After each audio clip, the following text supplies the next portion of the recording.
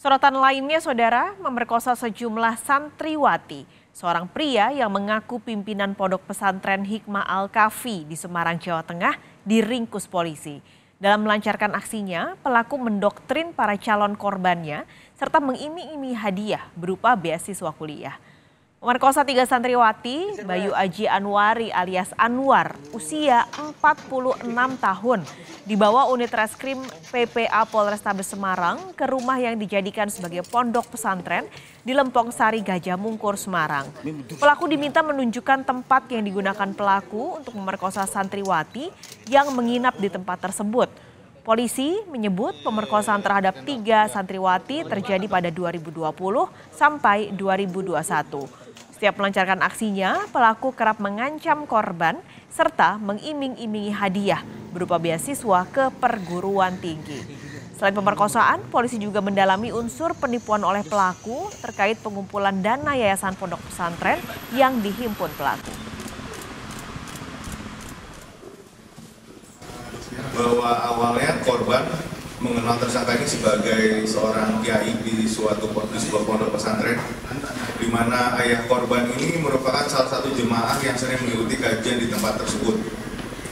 Di tahun 2020, ayah korban mengatakan kepada tersangka bahwa korban ingin melanjutkan sekolah SMA di pondok, dan saat itu tersangka mengatakan akan membantu mengurus pendaftaran di salah satu pondok di Malang.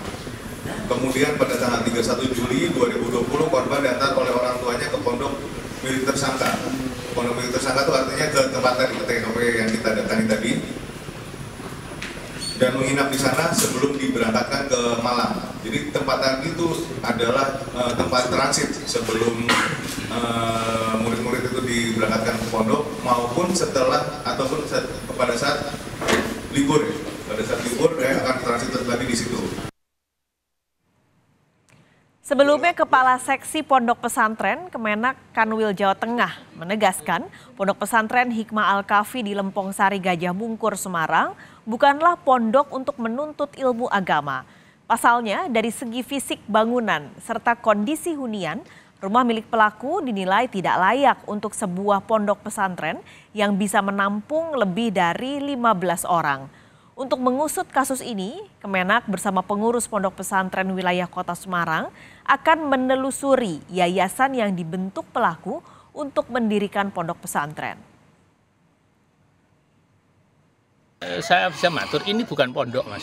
Iya. Karena secara kondisi tidak layak dikatakan itu pondok. Baik tempat maupun apalagi untuk perkembangan sebuah pondok. Terlalu sempit.